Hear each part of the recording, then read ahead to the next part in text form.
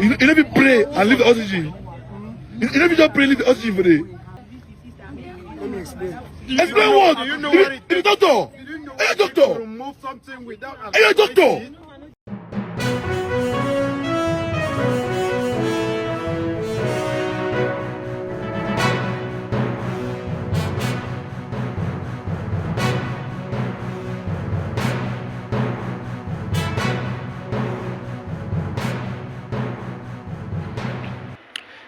Ladies and gentlemen, thank you for tuning in and welcome back once again. You guys good? Man, hey, it's always an honor to have you stop by and check out what we have to say on this channel.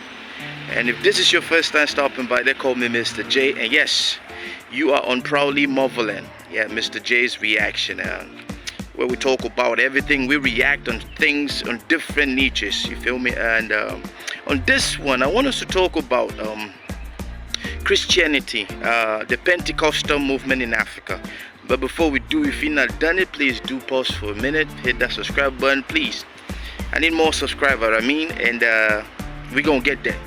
So ladies and gentlemen, there's this craziness going on around Africa where everybody thinks that when you can hold the Bible and you can preach and you can interpret a couple of verses, that makes you some kind of like a prophet or some kind of like a healer. And I want us to talk about this whole aspect of quote-unquote Christianity and evangelism. And over the years, we have seen on social media how some of these so-called preachers, some of these so-called pastors, and some of these so-called prophets, they have done a whole lot of crazy things in the name of religion. Now I want us to talk about a situation which just happened in Cameroon, in a city called Bamenda. That is actually my hometown, because I'm from Bamenda. Yes, Graffiti boy in the building, man. Hey, and this young fella, this guy walked into the General Hospital and he took out the oxygen connected to a patient. This is crazy enough, ladies and gentlemen, and the only reason this so-called pastor did this thing was because he said that oxygen was free and that he was doing the work of God. Now picture this, you have your family member in the hospital, critical condition, and then out of the blue somebody just walks in, somebody who's not even related to you just walks in, and in the name of I am a preacher, I am a pastor, or I believe in the higher whatever, and then they pull out this oxygen mask and they start praying. What do you think is going to happen? What do you think is going to happen? Of course, your family member or your relative is going to die, and that is exactly what happened. I don't want to talk too much, man. I just want us to watch this video, and then I will come back and I will, we will talk about it, because it is becoming I don't know if it's a canker worm, I don't know if it's a mental situation with all this evangelism and all this thing that is happening in Africa. Watch. Happening right now at the Regional Hospital Bamenda. A young man just walked into the female ward, remove oxygen from a patient, and then start praying that oxygen is free. Can you imagine, bro? Are you a pastor? Are you a pastor? I'm not a pastor, sir. So why you move oxygen for patient? Yeah, talk, I'm here. Talk, no, I'm here. All right. The Bible says we are going because I'm not a Christian. I'm not a Catholic, I'm not a Presbyterian. You are what? I'm a Christian. Are you a pastor? No. So why you move oxygen for patient is key? For patient is key. Yes. I remove patient is key because I trust Jesus. You trust Jesus? Yes. It's okay. You let me pray and leave the oxygen. You let me just pray and leave the oxygen for the. I told you to do everything. Please let there be order. Order is the mother of progress. There's nobody who is advancing in life without order. I ask a simple question. Could you not pray for that patient without removing the oxygen mask? Let me explain. Explain what? The doctor. Hey, doctor. Remove something without. Hey, doctor. What if I say you can say oxygen mask? You can pray without touching the oxygen mask. Yes. Clear. So why move them? Because you have faith. No, your faith has nothing to do with it. You have faith. You have to Jesus convince. How can you Christ. convince us? Then allow the faith to be laid on the oxygen for you to treat the person. Bro, that have faith that you have, be praying that patient should not die. Don't be praying here. Don't be praying. No.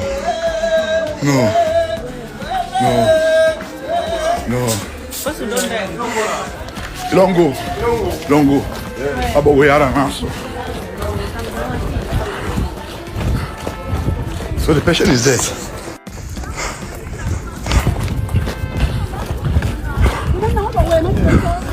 Okay. So she's dead. She's dead. He don't die. He cannot die. No one don't die. No one don't die. Bro.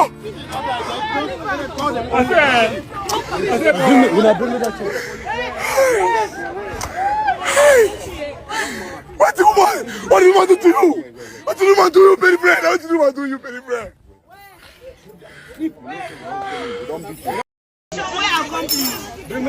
Just imagine. No, that woman don't die.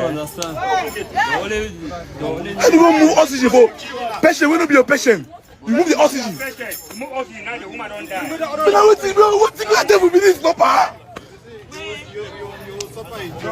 What devil is this?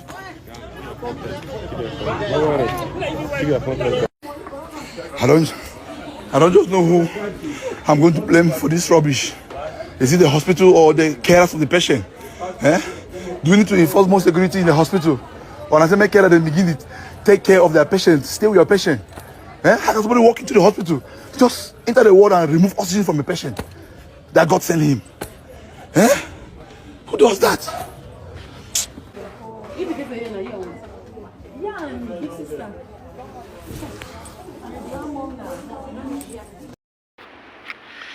Welcome back, ladies and gentlemen. Well, all I can do is just shake my head, and because this is actually an unfortunate situation, and now I don't know who gave him the right to just walk into a general hospital.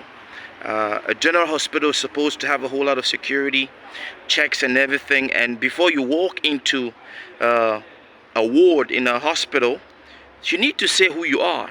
And that is the first issue, lack of security. I think all those security officers holding this guy, chaining this guy down, they need to be fired. That is the first thing. The second thing is this, ladies and gentlemen, I don't think this guy is mentally okay. I really don't think so, because you cannot do such a crazy thing and then on your reply is oxygen is free. Now I don't know what kind of oxygen you think is free at the hospital. I don't know what kind of God this guy serves. And by the way, for all the Pentecostal church loving people in Africa, please do not come under this vlog and start telling Mr. J this and that, touching on my another, and so on and so forth. This guy needs to be sent to jail because he just committed murder. Yes, somebody is in the hospital sick, you cannot breathe on your own, and then they put you on the oxygen to help you breathe, and then this crazy dude just walks in and it looks like it's a beautiful morning. I think this guy is high on some weed. I think so. Because it doesn't make any sense at all. Sorry, I don't even want to be arguing and back and forth. And if that is my relative, if that is my family member that this man just eased, that they're passing away, I'm telling you, there's definitely going to be an eye for an eye. Now, I'm not preaching hate or anything. I'm not preaching hate against those who want to preach. But those of you self-acclaimed healers and preachers around Africa, because this is not a situation for Cameroon only. There are so many countries around Africa. We have this type of charlatans, and from the way he's even replying, I'm sure they haven't given him a couple of slaps yet. Yes, they need to check his ass, and then all the thing you guys are tying him up with chains.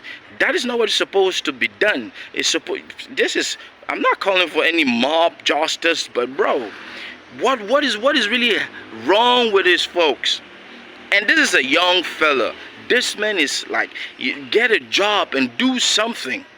Stop going around, and what that thing is holding in is that even a Bible, or is some kind of like a religious pamphlet?